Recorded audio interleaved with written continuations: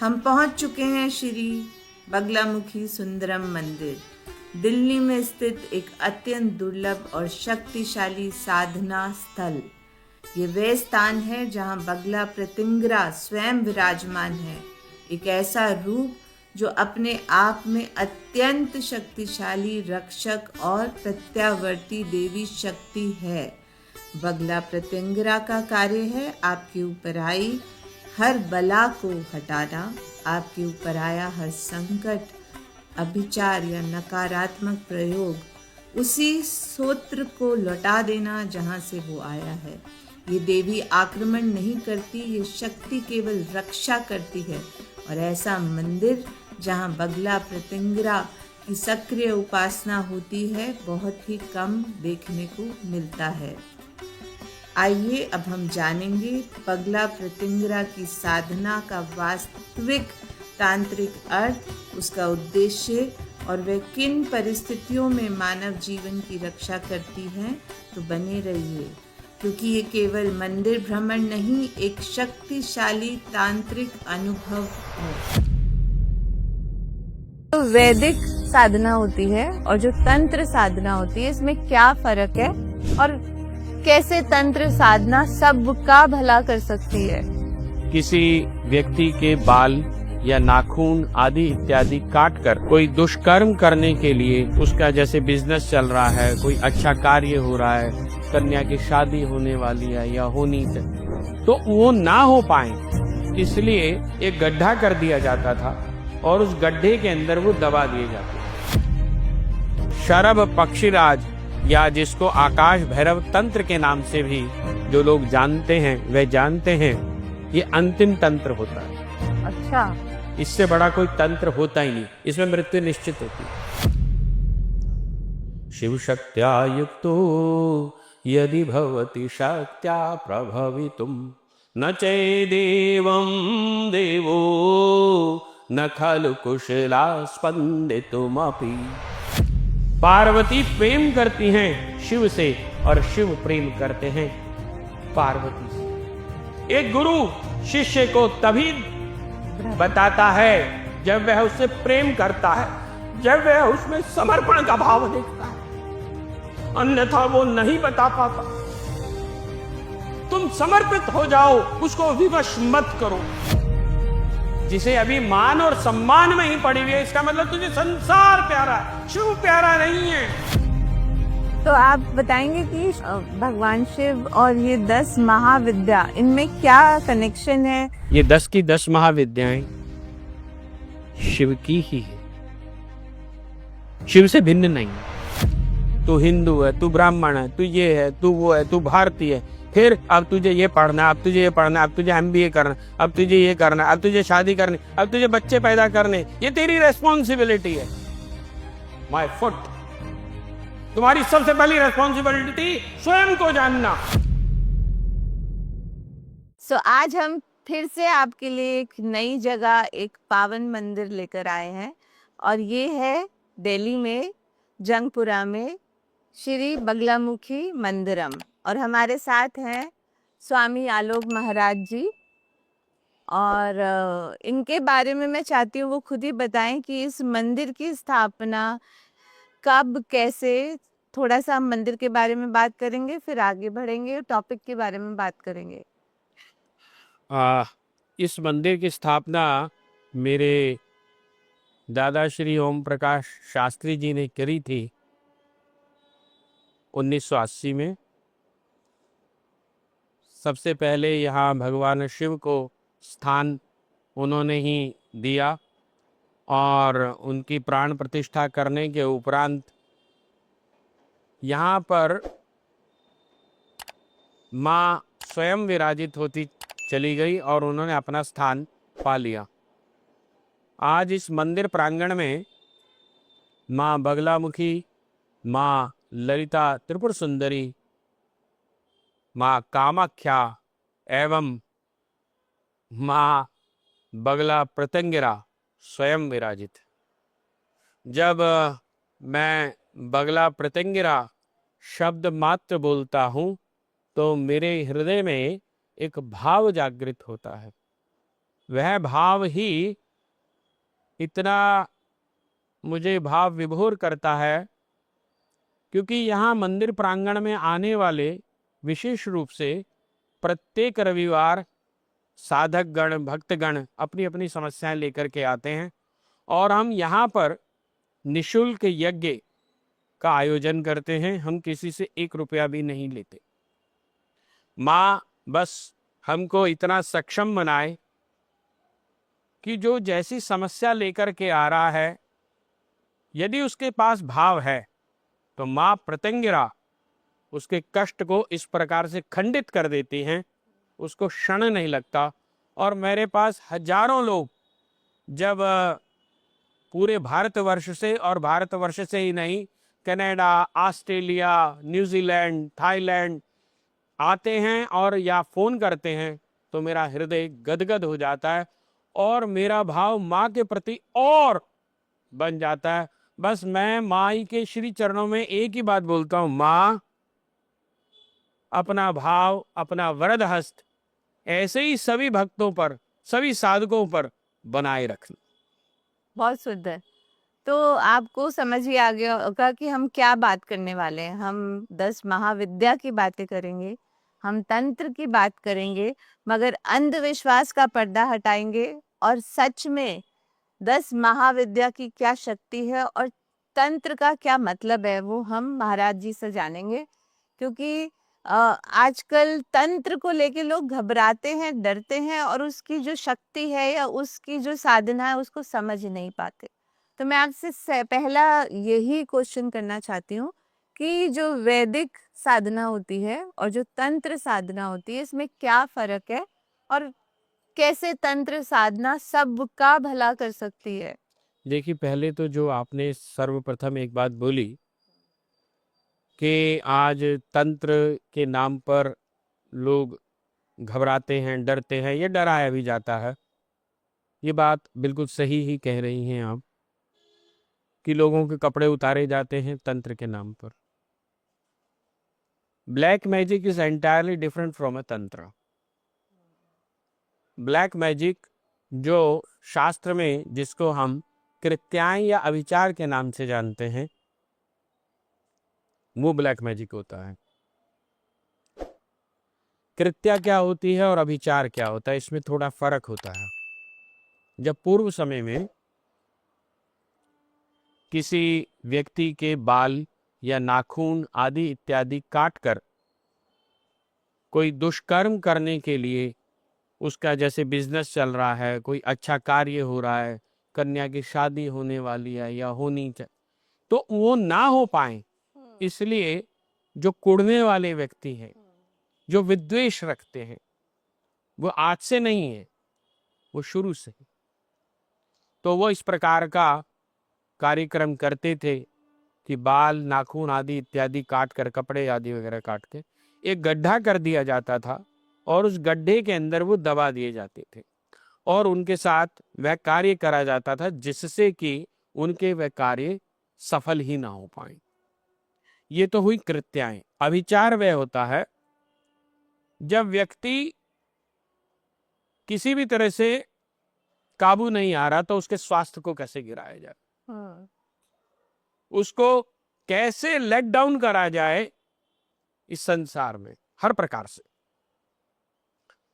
तो उसके लिए अभिचार कर्म है। और ये जितने भी अभिचार, कृत्याएं आदि इत्यादि कर्म हैं, ये कलयुग में और बढ़ गए। अब कलयुग में जब और बढ़ गए, असलियत में जब हम ये बात कर ही रहे हैं तो हम ये भी बताते चलें कि ब्लैक मैजिक का जो ओरिजिन है वह अफ्रीका है, भारत नहीं। People are very much confused with this thing कि जो ब्लैक मैजिक है वह भारत द्वारा बनाया गया नहीं। पर जैसे ब्लैक मैजिक को बोलते हैं तांत्रिक, तांत्रिक ने मैं वही बताने जा रहा हूं। Tantra is entirely different from a black magic.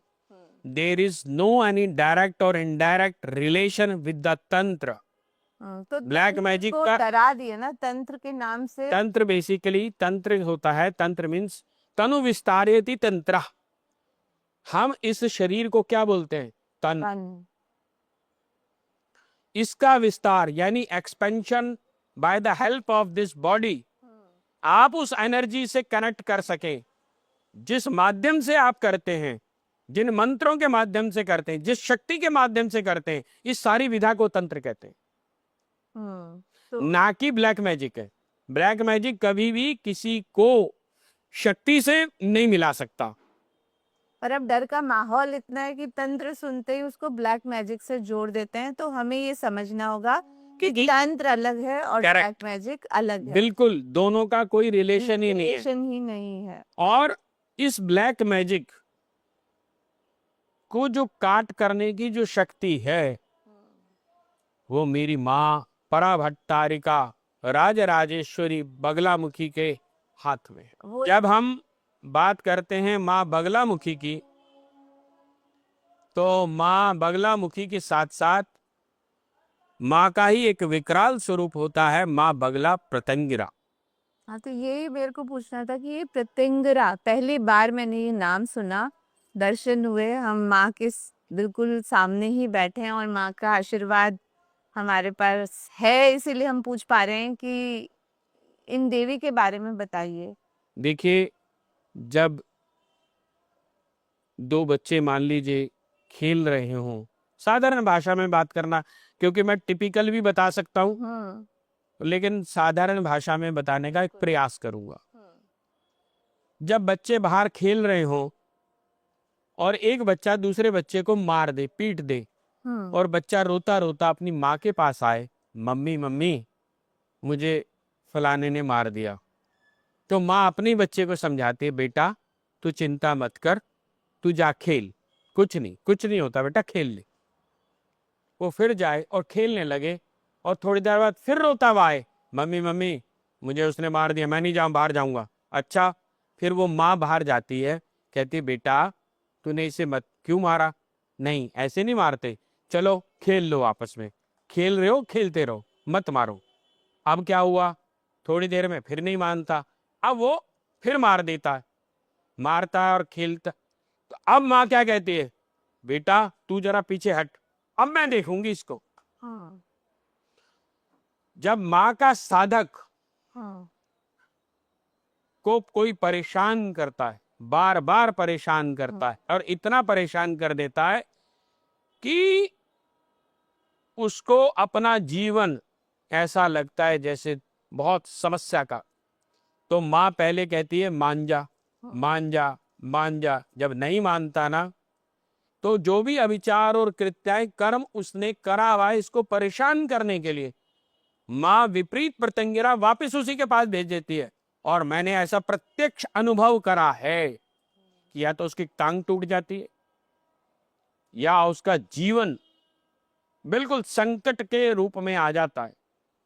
और जब कहते हैं ना किसी का कोई लक्ष्मी बांध दी, बंधन कर दिया, तो हम यहाँ विशेष रूप से लक्ष्मी प्रत्यंगिरा का बगला प्रत्यंगिरा के साथ आह्वान करते हैं, और वो आह्वान इतना तीव्र होता है कि इधर वो होता है और उधर उसका रिजल्ट आ जाता है। आपने कहा लक्ष्मी प्रत्यंगिरा, बगला प्रत्यंगिरा, तो ये सब अलग अलग हैं? जैसे काली प्रत्यंगिरा, हाँ, मतलब सारी आप देवी के साथ में एक अलग प्रत्यंगिरा उनका उग्र स्वरूप, अच्छा, मतलब माँ का वह स्वरूप, माँ हर देवी के पास अपनी एक प्रत्यंगिरा है, वही ही है जो कि उग्रता का स्वरूप। दरअसल क्या होता है, इनके मंत्र बदल जाते हैं। आपने एक कहानी भी मुझे बताई थी कि इनका जन्म कैसे हुआ, उत्पत्ति कैसे हुई। हाँ, देखिए क्या हुआ, जिस समय में भक्त प्रहलाद और हिरण्यकश्यप की कथा तो सभी को जानकारी है कि भक्त प्रहलाद,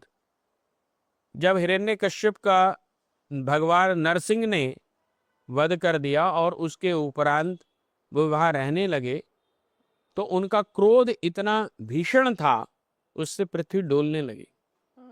तो तब जाकर के सभी देवताओं ने भगवान शिव को निवेदन करा कि अगर इनको शांत नहीं करा गया तो समस्या बन जाएगी। तो और उनमें कहीं ना कहीं अहंकार भी आ गया था कि मेरे से ज्यादा शक्तिशाली कोई नहीं है, नरसिंह भगवान में। नरसिंह भगवान में। तब भगवान शिव ने शर्व पक्षीराज के रूप में अवतार लिया और शरभ पक्षीराज या जिसको आकाश भैरव तंत्र के नाम से भी जो लोग जानते हैं वे जानते हैं, ये अंतिम तंत्र होता है। अच्छा, इससे बड़ा कोई तंत्र होता ही नहीं, इसमें मृत्यु निश्चित होती है। तो फिर ये भी तो तंत्र आप कह रहे हो, तंत्र अभी अलग है। हाँ। बता रहा हूं आपसे। तो उसमें क्या है कि शर्व पक्षीराज जिस समय भगवान शिव ने पक्षीराज के रूप में हुआ, तो जो उनके पंख थे उनमें से एक पंख मां प्रत्यंगिरा थी। अच्छा, तो वो इतने शक्तिशाली हैं कि जिनका एक पंख ही स्वयं शिव जी का है। की प्रत्यंगिरा है। अब प्रत्यंगिरा उग्र स्वरूपा है, वह अपने साधक पर, अपने भक्त पर उसका अहित नहीं होने देना चाहती, अहित देख ही नहीं सकती। जैसे एक माँ अपने बालक को कष्ट में नहीं देख सकती, ऐसे ही मां बगला प्रत्यंगिरा को मानने वाला उसका अहित, उसका कष्ट मां देख नहीं पाती, उससे वह उबार लाती है, निकाल लाती है। तो आप जब मां प्रत्यंगिरा की साधना आराधना करी जाती है, लेकिन इनकी प्रत्यंगिरा की साधना और आराधना बिना दिशा निर्देश के नहीं करनी चाहिए। कई लोग मुझे फोन करके बोलते हैं कि हमने माँ बगला प्रत्यंगिरा के या प्रत्यंगिरा के ये मंत्र देख रही हैं, क्या हम कर सकते हैं? बिल्कुल नहीं, बिना दीक्षा के ना ये करें। तो बिल्कुल नहीं करना चाहिए, उल्टा पड़ता है। बिल्कुल रिवर्स हो सकता है, तो इसमें समस्या बन जाती है। और जैसे अभी हमने चर्चा करी कि माँ बगला प्रत्यंगिरा के जो मंत्र हैं बहुत ही तीव्र गति से, द्रुत गति से साधक को उसके कष्ट से बाहर निकाल लाते हैं। तो मुझे जो समझ आया कि ब्लैक मैजिक नहीं है, मगर माँ कि कोई आप पे कोई गलत धारणा रख रहा है या आपके लिए कुछ गलत कर रहा है, तो माँ उसको वापस भेजती है। वापिस भेज दी। इसलिए इसको हम कहते हैं कि उसके ऊपर बहुत कष्टदायक बनता है जो कर रहा है। अगर कोई गलती कर ही नहीं रहा, किसी ने किसी का कुछ बिगाड़ा नहीं है, वहां नहीं, मगर नहीं, कोई हम वहां नहीं है। हाँ, अगर कोई जैसे आप कह रहे हो ब्लैक मैजिक और तंत्र अलग अलग है, हाँ बिल्कुल। तो तंत्र का काम है आपकी सुरक्षा करना, जो मुझे तंत्र का मतलब होता है आप बताया। हाँ जी। जो एनर्जीज हैं उसको चैनलाइज करना। सबसे पहले हमें अब यहाँ जानना होगा, चाहे फिजिक्स के रूप में, चाहे तंत्र के रूप में, चाहे वेदांत के रूप में, सभी जगह में एक बात आती है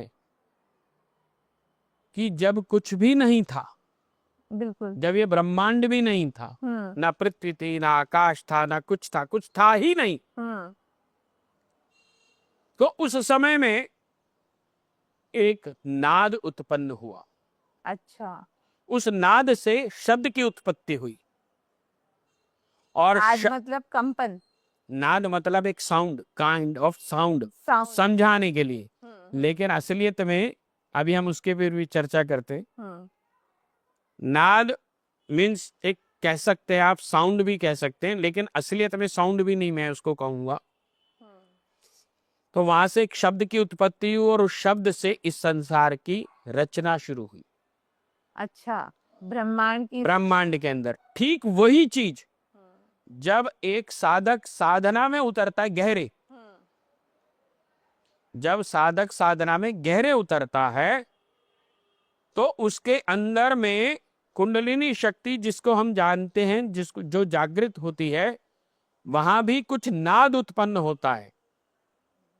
दुर्गा सप्तशती में इसको अलग अलग शब्दों में बताया। बहुत सारे लोग इसको इस तरह से कह देते हैं जनरल भाषा में कि जब मैं साधना करता हूं ना, या तो माँ की पाजीब की आवाज आती है कुछ, हाँ बोलते हैं, आवाज आई, कंपन हुई, ये हुआ, वो हुआ, ऐसा हुआ। हाँ। ये सब चीजें बिल्कुल अलग हैं, ये बिल्कुल सब चीजें अलग हैं। ये अनुभव है, ये अनुभव हो रहे हैं शरीर को, अच्छा, इंद्रियों के माध्यम से। अभी हमने इंद्रियों को ही नहीं साधा तो वो अनुभव झूठे होते हैं। पहले हमें इंद्रियों को साधना होगा। जो एक सामान्य व्यक्ति होता है उसका प्राण चलता है। जो एक सामान्य व्यक्ति, जो हम हैं, हमारे श्वास, वो श्वास और प्राण में फर्क होता है। श्वास, प्राण, संविद, चेतना सब अलग अलग है। प्राण जब एक सामान्य साधक साधना करने के लिए उतरता है तो साधना करते करते उसका प्राण तरल होना शुरू हो जाता है, और नाद की अवस्था जब उसकी जागृत हो जाती है तब वह सिद्ध योगी हो जाता है। जितने भी सिद्ध योगी हुए हैं उनके अंदर श्वास की तीव्रता कम होती है, उनके अंदर प्राण कम चलता है। प्राण चलता है, ऐसा नहीं प्राण नहीं चलता, परंतु नाद की अवस्था जागृत हो जाती है और नाद की ही अवस्था में वो रहते हैं। तब भगवती साक्षात उनके साथ रहती है, यानी उनके अंदर प्रकट स्वरूपा होकर के रहती है। जैसे रामकृष्ण परमहंस, महर्षि रमन, मेरे स्वामी जी महाराज दतिया, ऐसे जितने भी सिद्ध गुरु हुए हैं, महायोगी हुए हैं, ये सब इस प्रकार के हुए हैं जिनको वह अनुभव के स्वरूप में या शक्ति साक्षात स्वरूप में उनके साथ विराजती है। वो नाद का स्वरूप है। और शक्ति हम कन्या को भी मानते हैं, कन्या पूजन और तंत्र, इसका क्या एसोसिएशन है वो भी हम जानना चाहेंगे कि नवरात्रि में हम कन्या पूजन करते हैं, तंत्रों में भी कुछ है ऐसा? देखिए, जगत गुरु शंकराचार्य सौंदर्य लहरी के प्रथम श्लोक में डिंडिम नाद करते हैं, शिव शक्त्या युक्तो यदि भवति शक्त्या प्रभवितुम न चेदेवं देवो न खलु कुशला स्पंदितुमपि। तात्पर्य क्या है? तात्पर्य ये है कि जब हम एक चना लेते हैं ना, उसके दो पार्ट होते हैं। जब आप उस चने को पानी में भिगोते हैं रात्रि में, तो एक दिवस के उपरांत उसमें से अंकुर फूट जाता है। अब हमें ये जानना होगा कि जब कहीं भी कोई अंकुर फूटता है तो दो भिन्न ऊर्जाएं होती हैं, जिसको हम एक मेल और एक फीमेल के नाम से जानते हैं। बताइए मुझे कि उस चने के दो पार्ट में कौन सा मेल था, कौन सा फीमेल था, और अंकुर कैसे हुआ? तो इसका मतलब फीमेल ही है, अंकुर तो वही होएगा। शिव शक्त्या युक्तो यदि भवति, शिव ने ही जब ये इच्छा करी, एको हम बहुत श्यामा, मैं एक हूं बहुत हो जाऊं, ये जो इच्छा है यही उमा है। अच्छा, यही ही पार्वती है। अकार उकार मकार अर्धेन्दु बिंदु नाद नादांत व्यापनी शक्ति सबना एवं उन्मना। उन्मना शक्ति, उन्मना अवस्था ही सिद्ध के अंदर शिव की अवस्था हो जाती है। जब आ स्वयं शिव है, आ अकार हट जाता है, उकार और मकार बचता है, यही उमा है, यही प्रकृति है। उकार और मकार का मिलना ही प्रकृति का निर्माण है। सात्विक, राजसिक और तामसिक। सात्विकता प्रत्येक व्यक्ति के अंदर, अगर मैं इसको समझाने के लिए समझे हम को, अगर एक सिद्ध साधक है तो उसमें 33% सात्विक गुण है, राजसिक गुण और तामसिक गुण, जिनमें तामसिक वृत्ति का अधिक हो जाता है। अब ये कोई कहे कि तामसिक चाहिए ही नहीं, तो यहां भी गलती है। यदि आप व्यक्ति के अंदर, सामान्य व्यक्ति के अंदर 33% समझाने के लिए सर समझा रहे हैं कि तामसिक वृत्ति नहीं होगी तो वो रात्रि में नींद नहीं ले पाएगा, सो ही नहीं पाएगा। राजसिक नहीं होगा तो उसकी इच्छा ही नहीं रहेगी कि मुझे मोक्ष भी चाहिए, मुझे भगवती के दर्शन करने, ये भी तो एक इच्छा है। मुझे संतान का लालन पालन करना, ये भी एक इच्छा है। मुझे घर बनाना है, ये भी एक इच्छा है। मुझे मान सम्मान प्रतिष्ठा यश ये सब चाहिए, ये भी एक इच्छा है। वह इच्छा किस दिशा की तरफ चल रही है, ये राजसिक वृत्ति है। अब जिसमें अधिक राजसिक वृत्ति होगी वो सिर्फ इसी लालसा में जिया जाएगा कि मेरा मान कहाँ, अपमान कहाँ, सम्मान कहाँ, ये इसी में ही जिएगा। अब हम बहुत बार एक हमने प्रसंग सुना है सती और पार्वती का।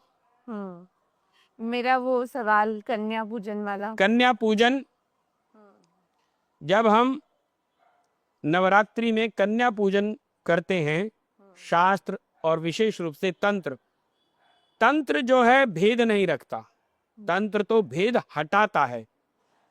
जब हम 9 कन्याओं का,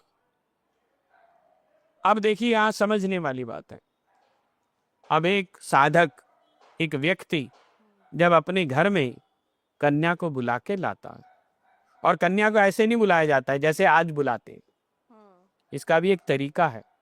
अच्छा। ऐसा नहीं होता रास्ते में जा रहे हो, आजा भाई, आजा आजा आजा, चलो चलो चलो चलो, हाँ, जो आजकल ऐसे नहीं होता। हाँ। कन्या का जो तांत्रिक तरीका है वो क्या है, एक दिन पूर्व में जा करके उनको विशेष रूप से पान और सुपारी, निमंत्रण पत्र दिया जाता है कि हे माँ, तू मेरे घर में आना, मुझे अपनी कृपा दृष्टि देना। तब वह आती है साक्षात स्वरूप में। और 9 कन्याएं अलग अलग उम्र की कन्याएं होनी चाहिए, पहली वर्ष की और 9 वर्ष की।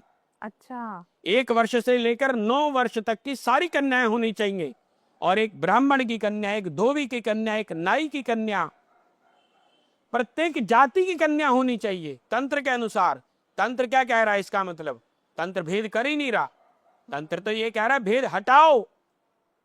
और जिस कन्या के आप पैर पखार करके, उसको तिलक लगा करके, उसको आप भोजन करा रहे हैं, आप उसको ससम्मान उसको कुछ दे रहे हैं, तो उसमें उस कन्या जब जैसे जैसे वो बड़ी भी होगी, तो क्या आप उसके अंदर गलत दृष्टि रख पाएंगे?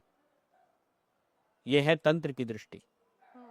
जब आप कन्या में मां का स्वरूप देखेंगे, जब एक स्त्री में मां का स्वरूप देखेंगे, तब आप उसके साथ व्यभिचार कैसे कर पाएंगे? नहीं कर पाएंगे। मतलब ये एक तरीका था सिस्टम को चलाने का। और सही माने में तंत्र का मतलब भी क्या है, जब हम अभी जल्दी ही 26 जनवरी आएगा, जिसको हम बोलते हैं गणतंत्र दिवस, वहां एक शब्द जुड़ा है गण और तंत्र। तंत्र मतलब सिस्टम, गण मतलब हम सब लोग, सिस्टम, हम लोगों के लिए जो सिस्टम बनाया गया है वह तंत्र होता है। यानी जिस तंत्र के माध्यम से हम उस भगवती को प्राप्त कर सके। आपको ये किसने बताया कि जब आप हनुमान जी के मंदिर में जाएं तो आप चमेली का तेल लेके जाएं, सिंदूर लेके जाएं, हैं? ये भी तो एक तंत्र सिस्टम है ना। जब आप भगवती के मंदिर जाएंगे चुन्नी लेके जाएंगे। ऐसा तो है नहीं कि हनुमान जी के मंदिर में चुन्नी लेके जाएंगे और भगवती के मंदिर में जो है कुछ और लेके जाएंगे, भोले बाबा की तरह से उनको भगवती को दूध चढ़ाए, ऐसा तो नहीं होगा। तो ये किसने बताया? ये जिसने भी बताया, ये जो सब सिस्टम है यही तंत्र है। अब इसमें व्यभिचार कहाँ है? नहीं है। तो मतलब तंत्र तो एक सिस्टम है जो बनाया, इसके माध्यम से हम उस ऊर्जा को प्राप्त कर सके और अपने ऊर्जा को चैनलाइज करके, अपने प्राणों के उच्चार को नियंत्रित करके, एक साधक की दृष्टि से जब देखते हैं, जब संसार की दृष्टि से देखते हैं तो भिन्नता होती है, जब साधक की दृष्टि से वही चीज भिन्न हो जाती है। देखिए, जब आप अभी जयपुर से चली, हाँ जी, सुबह जब जयपुर से चली तब आप जयपुर में थी, तब आप दिल्ली में नहीं थी। जब आप दिल्ली में तो जयपुर में नहीं है। अब जब आप दिल्ली में बैठी हैं और दिल्ली से जयपुर की तरफ चलेंगी तो दिल्ली कहीं छूटता चला जाएगा और जयपुर कहीं पास आता चला जाएगा। ठीक इसी प्रकार से जब हम शिव को बिंदु मान ले और शिव से हम संसार की तरफ चलेंगे तो शिव पीछे छूटता चला जाएगा, संसार करीब आता जाएगा। और जब संसार को छोड़ेंगे, शिव के करीब जाएंगे तो संसार पीछे छूटता जाएगा, शिव करीब आता जाएगा। यही है श्री यंत्र के अंदर बीच में बिंदु का रहस्य। वो स्वयं कामेश्वर और कामेश्वरी स्वरूपा होकर, बिंदु स्वरूपा होकर वहां बैठती है। यही श्री विद्या का रहस्य है। अच्छा। यही ललिता त्रिपुर सुंदरी है। ललिता त्रिपुर सुंदरी कुंडलिनी शक्ति होती है।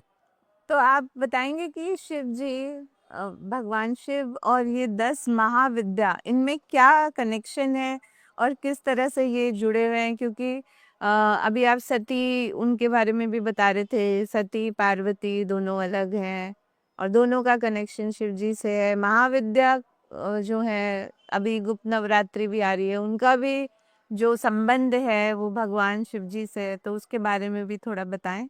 देखिए, अभी अभी हमने एक सौंदर्य लहरी का प्रथम श्लोक बोला, शिव शक्त्या युक्तो यदि भवति शक्त्या प्रभावितुम। मैं किसी से भी पूछता हूं बहुत बार, क्या सचिन तेंदुलकर अपनी जो खेलने की कला है वो अपने बेटे को दे सकता है कि भाई थोड़ी देर के लिए तू ले जा और जब खेल ले तो मुझे लाके वापस दे दियो। दारा सिंह अपने बेटे को अपनी शक्ति नहीं दे सकता था, चाहत करके भी, कि भाई ले थोड़ी देर, ये अपनी मैं शक्ति निकाल के तुझे दे रहा हूँ और तू जब जीत जाए तो मुझे मेरी शक्ति वापस कर दियो। जब हम मार्केट में मोटर खरीदने जाते हैं, पानी की मोटर, तो उससे ये कहते हैं 1 हॉर्स पावर की मोटर दे दे, 1/2 हॉर्स पावर की मोटर। उससे ये थोड़ी ना कहते हैं कि पावर अपने पास रख ले, मोटर मुझे दे दे। शिव कभी भी शक्ति के बिना रहते ही नहीं। ये 10 की 10 महाविद्याएं शिव की ही है, शिव से भिन्न नहीं है। अच्छा, वैसे तो कहा जाता है सारी शक्ति जो महाशक्ति अपनी 10 महाविद्याएं हैं वो पार्वती का ही स्वरूप है। पार्वती, अभी हमने बताया ना, अभी हमने आपसे बात करी कि सती और पार्वती में क्या फर्क है। देखिए, बड़ा गहरा रहस्य है। मैं साइंस स्टूडेंट भी हूँ और मुझे ना कहानी समझ में नहीं आती। मुझे आज तक एक बात नहीं समझ में आई कि सत्यनारायण की कहानी में सत्यनारायण कहाँ है। सत्यनारायण की कहानी करी क्यों जाती है, उसका लॉजिक क्या? क्या कलावती और लीलावती ने अपनी कहानी खुद पढ़ी थी? तो उन्होंने पढ़ा क्या था, करा क्या था? हमें वो बताओ ना जो उन्होंने करा था। तुम वो क्यों बता रहे हो जो सत्यवती और लीलावती की कहानी के रूप में हमें बताया जा रहा है? उन्होंने क्या अपनी कहानी खुद पढ़ी कि मेरे पति का जहाज डूब गया, मैंने वो कहानी? नहीं, वो रहस्य बताओ ना, वो रहस्य का उद्घाटन करो। तो ठीक यहां पर भी वही है, 10 महाविद्याएं। ये विद्याएं किसकी हैं? 10 महाविद्याएं हैं शिव की शक्तियां, शिव की ही स्वयं की शक्ति। जैसे एक स्त्री या एक पुरुष, कोई भी, वह एक टीचर भी हो सकती है। तो जब वो टीचर होती है तो अपने स्टूडेंट से जो उसका रिलेशन होता है, क्या उसका वही रिलेशन होता है जो उसके पति के साथ होता है? तो क्या जो अपने बेटी या बेटे के साथ होता है, क्या वही स्टूडेंट के साथ होता है? सबके साथ अलग अलग है। तो ये जो व्यवहार है उसके अनुसार ही शक्तियों का प्रदर्शन है।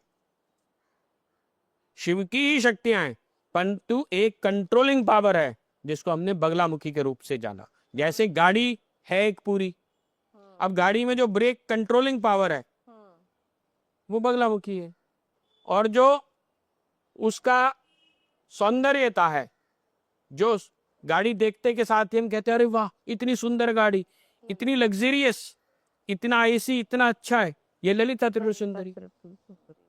और जो उसकी गति है, जो वो चलती है, वो काली है। काल नियंत्रणात् काली, जो काल को नियंत्रण कराए। काल, what the mean of the काल? काल मीन्स टाइम, जो टाइम को गति दे, जो समय को गति दे, जो समय को चलाए। समय कौन? समय स्वयं शिव है, और उस शिव को, उस समय को चलाने वाली शक्ति काली। इसीलिए तो उसने पैर रखा हुआ है किस पे? शिव पर। और वो शिव कौन है? एक साधक। जब साधक साधना करने के लिए तैयारी करता है अपनी, तो सबसे पहले काली परीक्षा लेती है। बिना परीक्षा के यहां कोई आगे नहीं जाता।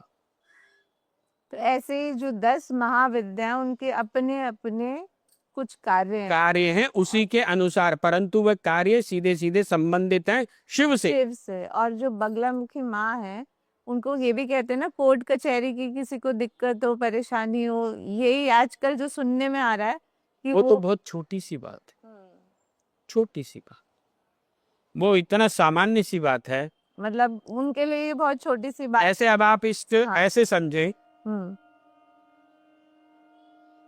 आप अपने बच्चे को पढ़ाने बैठी, आपने बोला कि बेटा ये चैप्टर फटाफट पास याद कर ले, तेरा कल इसका एग्जाम है, और जब तू एग्जाम में पास हो जाएगी तो मैं तुझे जो है फलानी जगह घुमाने लेके जाऊंगी, या मैं तुझे फलानी ड्रेस दिला दूंगी, या मैं तुझे चॉकलेट दिलाऊंगी।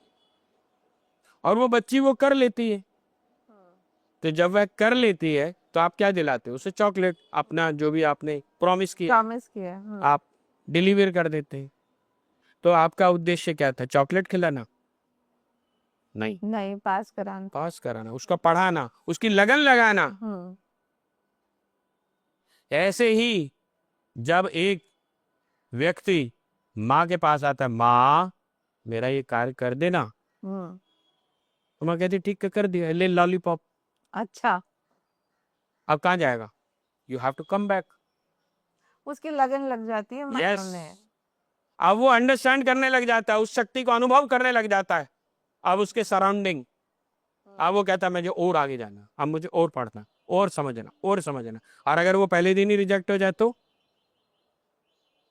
अब यहाँ भाव पहले पैदा करा जाता है, फिर भाव आगे बनाया जाता है और बढ़ाया जाता है। अब जैसे इसको फिर समझते हैं। अब जैसे कोई बच्चा नर्सरी क्लास में है, तो वो बच्चा पढ़ने बैठता है तो 1 घंटे में पढ़ाई बहुत होती है उसके लिए। जब वो दूसरी, तीसरी, चौथी क्लास में जाता है, घंटा, 2 घंटा, 3 घंटा पढ़ लेता है। लेकिन यदि वही बच्चा आईएएस बनना चाहे तो क्या 3 घंटे पढ़ाई करके सफिशिएंट है? ज्यादा फिर तो उसे 20 घंटे में 24 घंटे में 25 घंटे पढ़ना पड़ेगा।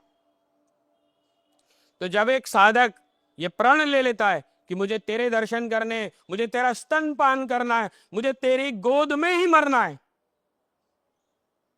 तो उसे अपना सारा संसार छोड़ करके सिर्फ उसकी चरणों की रज को अपने माथे से लगाना होता है। और उसके लिए जो उसपे मन पर कंट्रोल करने की शक्ति है, और यहां परीक्षा के स्वरूप में उसके मन को डुलाती है, वो बगलामुखी है। तभी उसके हाथ में एक अंकुश है। वो अंकुश स्वरूप में उसके मन को जब एक साधक धैर्यपूर्वक उसकी साधना करता चला जाता है, तो उसका मन उसके कंट्रोल में आ जाता है। पर कोई भी साधक बन नहीं सकता मंत्र के बिना, जब तक कोई मंत्र जाप नहीं करे। तो वो मंत्र आजकल जैसे कई लोग देख के पढ़ लेते हैं, किताब में से पढ़ लेते हैं, यूट्यूब में से पढ़, उसकी दीक्षा होना और उस मंत्र को किसी गुरु से लेना जरूरी है। मननात् त्रायते इति मंत्र, जो मन का त्राण करे वह मंत्र होता है। और मंत्र और शब्द में फर्क होता है। शब्द, कोई भी भाषा, कोई भी आप बात कर रहे हैं सामान्य, वो शब्द होता है। मंत्र वह होता है जिसमें प्राण होता है। जब आप किताब से, यूट्यूब से, कहीं से भी कोई मंत्र उठा लेते हैं तो वह निष्प्राण होता। उससे गुरु फल नहीं मिलेगा। गुरु जब अपने दीक्षा के उपरांत उसको वह मंत्र देता है तो उसमें अपना प्राण भी देता है, उसमें शक्ति देता है। जब वह शक्ति दीक्षा के स्वरूप में मंत्र उसको मिल जाता है, और जो उसे दिशा निर्देश मिले होते हैं कि भाई इसको ऐसे ही करना है, जब वह करता चला जाता है विश्वास के साथ, पूर्ण समर्पण के साथ, तो वह ऊर्जा बढ़ती चली जाती है। और जैसे जैसे वह ऊर्जा बढ़ती चली जाती है तो उसके कार्य सिद्ध होने शुरू हो जाते हैं। और यदि उसका बृहस्पति उच्च का है आपकी ज्योतिष की भाषा में, तो भगवती, अब मैं इसको दूसरी भाषा में समझता हूं कि माँ का जब प्रेम उसको मिलना होता है तो उसका बृहस्पति उच्च हो जाता है। ये तो बहाना हो जाता है। तो माँ कहती है संसार हो गया। मैं तो साफ कहता हूं, how many times you will come and sit in the same class. आपको अभी ये पता चल जाए कि आपके 800 जन्म ऐसे थे, आपने 1000 बच्चों को जन्म दे चुकी हो आप तक, आज तक आपने 500 मकान का निर्माण कर लिया, इतने पति और इतने पत्नी बदल दिए, इतने व्यापार बदल दिए, इतना सब खर्च कर दिया, अब तू फिर मेरे पास आई है फिर वही मांगने के लिए कि मेरे पति का ये कर दे और मुझे ये कर दे, मुझे मान प्रतिष्ठा दे दे, तू मुझसे मुझको कब मांगेगी ये बता। तो माँ के लिए जब माँ के लिए वो रोना आ जाएगा वह प्रकट हो जाएगी। जिस दिन माँ के लिए रोना आ जाएगा वह साक्षात आ जाएगी। वही बगलामुखी है, वही प्राण की संचार शक्ति बन जाती है, वही ललिता त्रिपुर सुंदरी खड़ी हो जाती है। बेटी मैं तेरा कब से इंतजार कर रही हूं, तू मेरे लिए क्या, मैं तेरे लिए इंतजार, मैं तेरी अपनी बाहें फैला करके मैं खड़ी हूं, तू कब मुझसे मुझको मांगेगी। तभी आपने कहा ये बहुत छोटी सी बात है, माँ से मिलना और माँ को अनुभव करना वो एक बड़ी साधना है। एक और चीज जो मैंने यहाँ पे देखी, कामाख्या माता का जो आपने यहाँ पर योनि की प्रतिमा रखी हुई है, उसके बारे में भी आपने बहुत सुंदर बातें बताई थी, तो वो भी आप थोड़ी बताएं। देखिए, कामाख्या, काम कहते हैं, काम एक बीज स्वरूप है। काम मतलब डिजायर, काम सही माने में कामनाओं, जिसका मणिपुर चक्र बहुत एक्टिव होता है उसकी इच्छा शक्ति बड़ी प्रबल होती है। वह कुछ इच्छा करता है और उसकी इच्छा प्रकट हो जाती है, जब संसार की हो या साधना की हो या अन्य किसी की।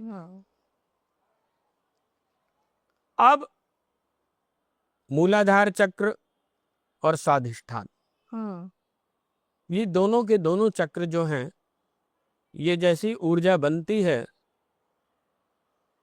तो काम स्वरूप में यानी सेक्स के स्वरूप में, वीर्य के स्वरूप में बाहर आ जाता है।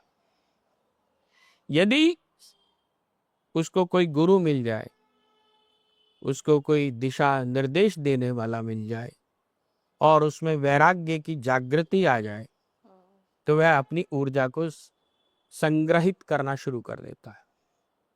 और जब वह ऊर्जा संग्रहित होनी शुरू हो जाती है तो उसकी कामनाएं संसार को छोड़ उसको पाने की हो जाती। ठीक है, मोक्ष भी एक कामना है, उसको पाना भी एक कामना है, संसार पाना भी एक कामना है। किसी को मर्सिडीज चाहिए, किसी को BMW चाहिए, किसी को PM का पद चाहिए, किसी को CM का पद चाहिए, ये भी एक कामना है। किसी को मान पद प्रतिष्ठा चाहिए, ये कामना है। परंतु वह कामना का बीज क्या है? काम। यदि उस काम को दिशा मिल जाए, उस काम को दिशा मिल जाए, सही दिशा, तो सब कुछ सफल हो सकता है। ये ठीक वैसे ही है जैसे एक किसी के हाथ में कोई डायनामाइट मिल जाए और उस डायनामाइट को वो पहाड़ में लगा के रास्ता बना दे, तो रास्ता बन गया। और अगर वही डायनामाइट किसी के मकान के नीचे लगा दे तो मकान गया और 10-20 आदमी भी मर गए। मतलब एक तरफ कंस्ट्रक्शन है, एक तरफ डिस्ट्रक्टिव सोच, यानी उस सोच को बनाने वाली जो शक्ति जहां जन्म ले रही है, यानी कि जो पॉजिटिव थॉट प्रोसेस या नेगेटिव, यानी जो कामनाओं को जहां जन्म मिलता है, जिस स्थान पर, जिस बीज के स्वरूप में, वह योनि है और वही कामाख्या है। काम की आख्या, कामनाओं की आख्या, आख्या मतलब दिशाएं, काम को काम से यानी कामनाएं। अब ये काम जो आपने बोला वो कंस्ट्रक्टिव हो, उसको एक दिशा मिलती है, काम आख्या, और आख्या मतलब उसको दिशा मिलना। अब एक तो ये हो गया सरल भाषा में, जिस समय में ब्रह्मांड की रचना हुई और ठीक इसी प्रकार से जब एक साधक के मन में साधना की इच्छा जागृत होती है तो जब वह बिंदु स्वरूप में होती है उसको गति देने वाली कामकला काली होती है। हम्म। और क्लीम इसका बीज मंत्र बन जाता है। क्लीम से मुझे याद आया, बहुत यूट्यूब में आता है, आपको कुछ नहीं करना, आप अपनी कामना पूरी करना चाहते हो तो क्लीम क्लीम क्लीम बोलो। मेरे पास ऐसे ना जाने, अच्छी बात आपने छेड़ दी, ऐसे नौजवान कितने ही आते हैं जो ये कहते हैं हम जैसे ही साधना शुरू करते हैं हमारी सेक्सुअल डिजायर बढ़नी शुरू हो जाती है, इरिक्शंस होने शुरू हो जाते हैं, ऐसी ऐसी चीजें होनी शुरू हो जाती हैं, दिक्कत होनी शुरू हो जाती है, वो साधना से भ्रमित होना शुरू हो जाती है। क्यों? डाइवर्स। क्योंकि उनको दिशा नहीं है। वो जो क्लीन बीज मंत्र है, हाँ, वो ऐसे ही। ऐसे ही थोड़ी ना कि भाई हाँ। ऐसे, भाई सबसे आप ध्यान से समझो, अभी हम एक बोले हैं कि भैया जरा मुझे पानी पिलाओ, ठीक है, अब यहाँ पे कोई चीज नहीं है हमारे पास, मान लीजिए हम जंगल में खड़े हैं और हम पानी चाहते हैं, सामने रिवर भी बह रही है, सब कुछ है, तो हमें पानी को लाने के लिए कुछ तो चाहिए, या तो हम अंजलि में लाएंगे। अब अंजलि में कितना लाएंगे? सपोज करो हमें कोई कागज मिल गया, हाँ। हमें सपोज कोई कागज मिल गया, हमने उस कागज के से कोई ग्लास का निर्माण कर लिया और निर्माण करके उसमें पानी भर लिया, तो हम बताइए कितनी देर उस पानी को रोक पाएंगे? गल जाएगा, गिर जाएगा। तो जब तक हम इस शरीर को शुद्ध नहीं करेंगे, इसको डिटॉक्स नहीं करेंगे, भले ही हम कितने मंत्र जाप कर ले, उसकी ऊर्जा को हम रोक कैसे पाएंगे? तो वो डिटॉक्स कैसे करते हैं ये बताएं। गायत्री। पहले आपको प्राण ही अभी संभालना नहीं आया, अभी इंद्रियों को कंट्रोल करना नहीं आया और क्लीन बीज मंत्र करने लग गए। पर गलत है ना ये, मतलब इस तरीके से मंत्र यही मैं बता रहा हूँ। इसीलिए गुरु की पुराने समय में खोज करी जाती थी, जाना जाता था कि भाई किन गुरु के पास जाएं जिससे जो हमें दिशा निर्देश मिल सके, सही दिशा निर्देश। अब एक बच्चे को मान लीजिए इंजीनियर बनना है और वो चला गया डॉक्टरी के कॉलेज में, तो कहाँ से इंजीनियर बन जाएगा? अब वो पढ़ने भी लग गया, 5 साल बाद तो समझ में आएगा भाई ये तो मैं गलत पढ़ लिया, अब क्या करेगा? सिर फोड़ेगा अपना और क्या करेगा? आज यही हो रहा है। तो कहते हैं कि ये तो बीज मंत्र है, कोई भी कर सकता है, मगर आपके हिसाब से कोई भी मंत्र बिना गुरु के आपको उच्चारण भाई करना पहले आप नहीं देख चाहिए। कहाँ जाना है। अब आपको जयपुर जाना है और चली जा रही है रास्ते पे शिमला पे, जयपुर पहुंच जाएंगे क्या? कभी भी नहीं पहुंच पाएंगे। जयपुर जाना है तो जयपुर के रास्ते पे तो चलेंगे, भली देर से बार पहुंचे, 2 घंटे की जगह 5 घंटे में पहुंचे, अगले दिन पहुंचेंगे तो, पर सही रास्ता होगा तभी, और उस सही रास्ते को बताने वाला कौन होगा? तो हम कामाख्या से शुरू हुए थे कि आख्या दिशा देना, ठीक है, अपने काम को एक दिशा देना, अपनी कामनाओं को, अपनी हम अपनी कामनाओं, अब हमें कामना भी सही, अब किसी आदमी ने होनी चाहिए जो आपने कहा था, बिल्कुल कंस्ट्रक्टिव और डिस्ट्रक्टिव ना हो, और कामना भी सही हो, उसमें भी तभी आपको कोई। अब एक आदमी ने कामना कर ली मैं चांद को जमीन पे लाऊंगा, नहीं हो सकता, ये कामना कभी पूरी नहीं हो सकती। नहीं हुई, बिल्कुल। तो मतलब इस तरीके की कोई भी अगर आपको मंत्र जाप करना है या कोई आपको भगवान को समझना है या देवी को समझना है, वैसे हम एक और बात कर रहे थे कि ब्रह्मांड तो हमारा पूरा शरीर ही है। ब्रह्मांड शरीर ही है। अभी हम एक बात निकली थी और वो शायद रह गई कहीं बीच में, और वो थी सती और पार्वती में फर्क। हाँ बिल्कुल, वो मैं आपको ब्रह्मांड वाली बात पे भी, देखिए क्या है, माँ सती शिव को तो प्राप्त कर लिया, पर वह शिवमयी नहीं हो पाई। शिवमयी नहीं हो पाई कैसे? शिव कहते हैं जैसे आप एक गिलास पानी है, उस पानी में एक और गिलास पानी लो और दोनों को मिला दो, और आपसे कोई ये कहे अब ये पानी कि इस पानी, इसी गिलास के पानी को इसी में वापस मिला, बिल्कुल नहीं ला सकते, कुछ मर्जी कर लो, आप ला ही नहीं सकते। तो सती शिव को प्राप्त कर गई पर शिवमय नहीं हो पाई। कैसे?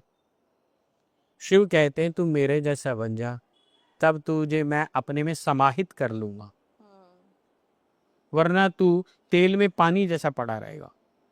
अलग तैरता रहेगा। हमें सबको पता है कहानी कि राजा दक्ष ने एक यज्ञ किया और उस यज्ञ में शिव को नहीं बुलाया। उन्होंने कहा ये मेरा मान और अपमान की बात है, मेरे पति को नहीं बुलाया, मुझे नहीं बुलाया, मेरा अपमान है। शिव तो मान और अपमान से ऊपर बैठते।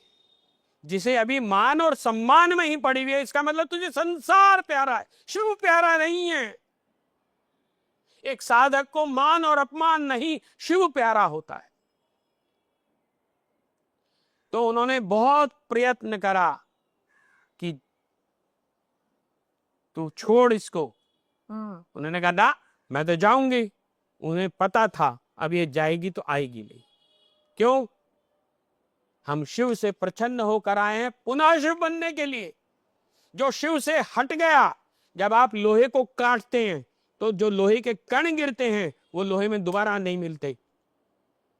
अब शिव से वो प्रसन्न हो गई, सती चल पड़ी संसार की तरफ, मान और अपमान की तरफ। मेरे पिता ने यज्ञ करवाया, ठीक है, फिर हमें सबको पता है फिर क्या हुआ क्या नहीं हुआ। हम सब शिव से प्रसन्न होकर आए हैं पुनः शिव बनने के लिए।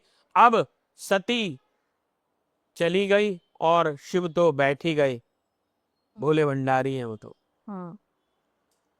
अब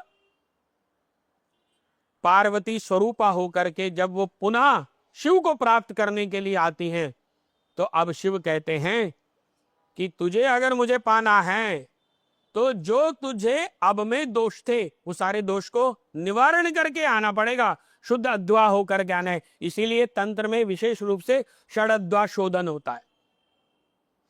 पार्वती ने वो सारी साधनाएं करी, तपस्या, वो षड अद्वा शोधन करे, अपने में से वो मान सम्मान और इन सब की बातें छोड़कर तब जाके वो शिवमय हो पाई, शिव में मिल पाई। इसीलिए सारा तंत्र यामल तंत्र कहलाता है। जितने भी ग्रंथ भरे पड़े हैं वो शिव और पार्वती के संवाद के हैं। क्योंकि क्यों? अब यहां फिर समझना, यहां प्रेम का संवाद है। पार्वती प्रेम करती हैं शिव से और शिव प्रेम करते हैं पार्वती से। एक गुरु शिष्य को तभी बताता है जब वह उससे प्रेम करता है, जब वह उसमें समर्पण का भाव देखता है, अन्यथा वो नहीं बता पाता। तुम समर्पित हो जाओ, उसको विवश मत करो, वो तुम्हें स्वयं सब कुछ दे देगा जिसके तुम लायक भी नहीं हो, वो भी दे देगा। शिव सारे तंत्र का रहस्य पार्वती को बताते हैं। सती को तो आप देखेंगे एक या दो जगह ही वार्तालाप हुआ। पर जितने अपने शक्तिपीठ है वो कहते हैं जो विष्णु जी ने भगवान विष्णु ने अपने चक्र से उनको काट करके उनके जो भी अंग थे वो सारे वो गिरे, वो सब चीजें हुई, वो ठीक है। वो तो शक्ति का स्वरूप, क्योंकि शक्ति तो थी, क्योंकि शिव से मिली। और शिव से एक बार मिल गया तो शक्ति भी शक्ति तो आई गई उसमें। कैसे शक्ति उसमें नहीं आई?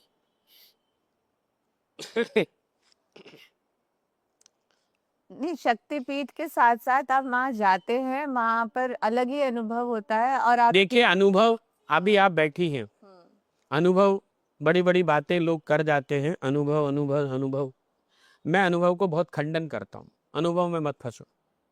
जब जब भी तुम अनुभव में फंसोगे तुम भगवती से दूर हो जाओगे। तो हम क्या बोले? आप जो फील कर रहे हो उसको अनुभवी तो बोलेंगे। आप एक बात बताओ, ध्यान से समझना इस बात को। जब आप मान लीजिए कोई साधना में है, आपका ध्यान लग गया, ध्यान कहाँ लगा? भगवती में। अनुभव कहाँ आया? शरीर में। हमारा ध्यान कहाँ लगा हुआ था? भगवती में। भगवती ने एक हमारे को अपने से हटा करके अनुभव में ले आई। अनुभव कहाँ आया? शरीर में। हमने किसको छोड़ दिया? भगवती को। कहाँ आ गए? शरीर में। वही जो अभी मैंने बात करी कि हर चीज तो शरीर में है, भगवती भी कोई हमसे अलग है क्या? भगवती हमसे बिल्कुल अलग है। हम सही मायने में उसको अशुद्ध है ना, हमें शुद्ध करना है। यही तो ये हमारा बात है। प्रयोजन क्यों है, हम आए क्यों हैं। नहीं, शुद्ध करना है, वही जो डिटॉक्स की बात मैंने कहा, कैसे करें शुद्ध हम हमको खुद को, पर मिलना तो बाद में भगवती से ही है। जब तक हम करेंगे नहीं तब तक मिलेंगे कैसे। यही तो कर्म है। हमने जिसको कर्म मान लिया वो कर्म थोड़ी ना है। हमें उसने भेजा, जा तू अपने को पहचान, अध्यात्म अपनी आत्मा के अध्ययन को कर है। और हमने क्या करना, पैदा होते के साथ ही सबसे पहले हमारा एक नाम रख दिया, तू हिंदू है, तू ब्राह्मण है, तू ये है, तू वो है, तू भारतीय है। फिर अब तुझे ये पढ़ना, अब तुझे ये पढ़ना, अब तुझे एमबीए करना, अब तुझे ये करना, अब तुझे शादी करनी, अब तुझे बच्चे पैदा करने, ये तेरी रेस्पॉन्सिबिलिटी है।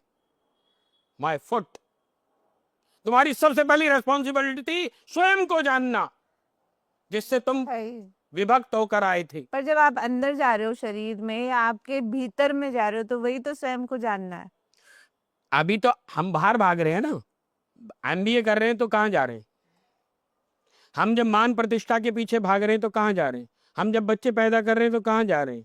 हम जब पति के सुख की कामना कर रहे हैं तो कहाँ जा रहे हैं, अपने से दूर।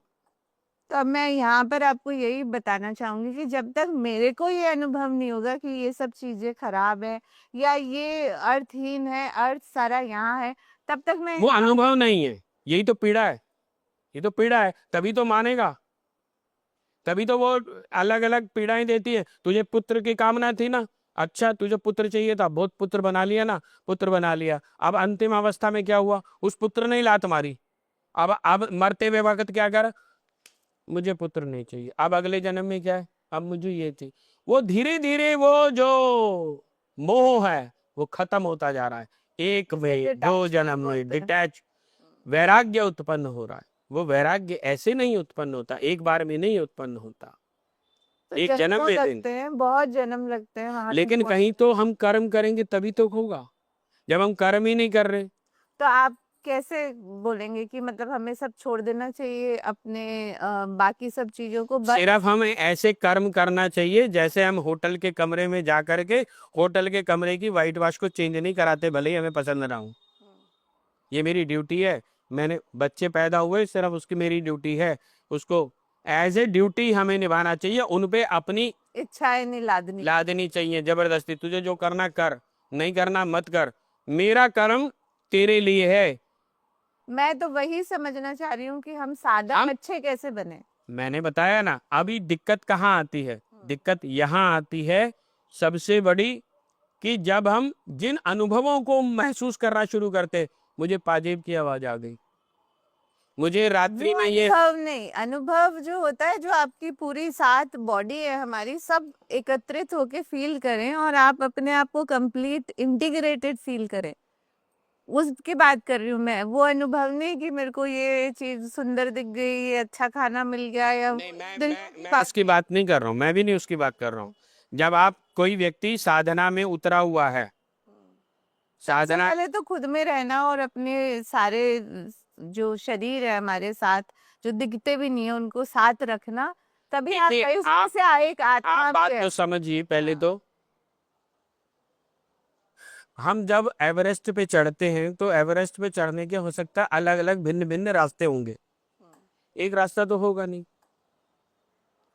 तो जब हम एक बार एवरेस्ट पे चढ़ गए तो हमने चढ़ गए तो चढ़ गए। जरूरी नहीं कि हम जो हैं एक बार एवरेस्ट पे इस रास्ते से चढ़े, अब दूसरे रास्ते से चढ़ेंगे, अब तीसरे रास्ते चढ़ेंगे, सबसे नहीं चढ़ेंगे। हम एक बार चढ़ गए, चढ़ गए। उसकी एक परिक्रिया कुंडलिनी शक्ति है, एक परिक्रिया उसकी, ये सारी परिक्रियाएं हैं उसको प्राप्त करने के लिए। अंत में जाता तो वही है। वही है, हाँ। रुचि नाम वैचित्रा ऋजुकुटलाना पद जशाम, कि अंत तो गत्वा जाते वही है। सम जितनी भी नदियां चाहे हिमालय से कहीं से निकली हो, अंत तो गत्वा मिलती सागर में ही है। ये सारी विधियां हैं, जिसने जिस विधि से उसको प्राप्त करा उसने उसको उससे बता दिया। अब हम एक परिक्रिया से पकड़ रहे हैं, हमने क्या करा, उस परिक्रिया को छोड़कर दूसरी को पकड़ लिया। फिर दूसरी प्रक्रिया को पकड़ के छोड़ करके तीसरी को पकड़ लिया। हम इसी में भटक रहे हो। हमें इस पे ही विश्वास नहीं हो रहा कि हम जिस प्रक्रिया को कर रहे हैं क्या वो सफिशिएंट है। अब क्या है, सबने उन चीजों को पकड़ना शुरू कर दिया। अब जैसे हठ योग है, हठ योग के माध्यम से भी हम उसको समझ सकते हैं। हठ योग क्या है? हठ योग ये है कि हम अपनी शरीर को एक योगिक क्रिया के माध्यम से इसको स्टिफ बना रहे हैं कि भाई हमारे पर बाह्य जितने भी संसार हैं या बाह्य जो भी कुछ है उससे हमारे मन को कोई भी फर्क ना पड़े। हम जो काम कर रहे हैं उसी पे रहे। उसी पर कोई क्रिया कोई भी करे, रास्ता कोई भी ले, उसका जो डेस्टिनेशन है वो वहां पहुंच जाए। अब हम उसमें तो नहीं कर सकते, जिसको जो पसंद आए उस रास्ते से बस उस जगह पहुंच जाए। हाँ, वही तो मैं बोल रहा हूँ। जो आप 7 शरीरों की बात कर रही हैं, मैं उसी पे बात कर रहा हूँ। तो आपके 7 चक्र हैं, 7 शरीर हैं। जब आपने अपने आप को डिटैच कर लिया, अब जहाँ है उसी पे ध्यान है। अभी आप बैठे हैं पूजा में, तो आपका ध्यान ये नहीं है कि मेरे घर में ये पानी उबल रहा है या बच्चा ये कर रहा है या वो क्या कर रहा है। अभी पहले आप वहीं पर है। ध्यान की अवस्थाएं अलग, जैसे नवदा भक्ति। अब भक्ति की बात करते हैं। भक्ति की वो अवस्था जागृत हो जाती है, एक अंतिम अवस्था जिसमें ये छाती फट करके बाहर आ जाती है, वो भगवती में मिल जाता है। वो तो एक अलग ही, उस लेवल तक पहुंचने के लिए तो वही तो बहुत बहुत आपको अपने आप पे मतलब संयम पाना पड़ेगा। हाँ, तो जब तक वो नहीं आएगा तब तक वो भी नहीं मिलेगा। और वो हर कोई नहीं कर सकता, मगर जैसे आपने कहा बीज डालना वो हमारा काम है। सबके मन में एक बीज डल जाए, माँ के पास आए, उसकी भक्ति उसमें आए, तभी तो वो आए। यहाँ तक आना भी एक जो है ना, हमारा संस्थान का या हमारा उद्देश्य एक ही रहता है, एक ही है कि ठीक है, इस संसार पर विजय यात्रा प्राप्त करते हुए अंतिम यात्रा का ध्यान रखें, और अंतिम यात्रा है हमें उसमें मिलना है।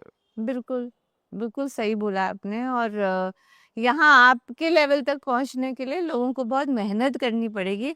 सबसे पहले तो उनको एक गुरु चाहिए जिससे वो दीक्षा ले सके, आए और समझें। धीरे धीरे होगा, स्टेप बाय स्टेप। एक बात क्योंकि अभी जैसे माँ बगलामुखी के विषय में भी कि ब्रह्मास्त्र की विद्या क्या है।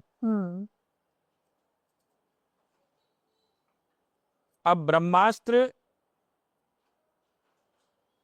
ये जो प्राण को विशेष रूप से, अब ब्रह्मास्त्र की विद्या और ब्रह्मास्त्र में भी फर्क है। अब लोग क्या सोचते हैं कि ब्रह्मास्त्र का कोई मंत्र है, हम इसको चला देंगे और सामने वाला मर जाएगा या हम विजय प्राप्त कर जाएंगे। इतना गलत भ्रम डाला जा रहा है, इतना गलत दिशाओं की तरफ लेके जाया जा रहा है। तो हम तो यही बोलेंगे कि सब आए, गुरुजी से मिले और जाने कि किस तरीके से आप सही मायने से अध्यात्म से जुड़ सकते हैं, माई से जुड़ सकते हैं, और जीवन में अपना जो ध्येय है, लक्ष्य है, उसको पा सकते हैं। और लक्ष्य एक ही है, वो है आपको माँ का आशीर्वाद मिले। मगर वो आशीर्वाद इतनी आसानी से नहीं मिलेगा, यूट्यूब से नहीं मिलेगा, किसी के किताब देने से पढ़ने से नहीं मिलेगा। वो मिलेगा किसी गुरु के साथ से मिलेगा। तो आप ऐसा ही करिए, इस धाम पर, इस मंदिर में आइए और गुरुजी से मिलिए। अंत में आप कुछ बोलना चाहेंगे ऑडियंस को? बस मैं इतना ही कहना चाहूंगा कि जो भी इस पॉडकास्ट को देख रहे हैं, सबका कल्याण। और वो कल्याण यहाँ आके भी होगा। जो आ सके वो जरूर आए। आपका बहुत बहुत धन्यवाद। बहुत नई बातें जानने को मिली।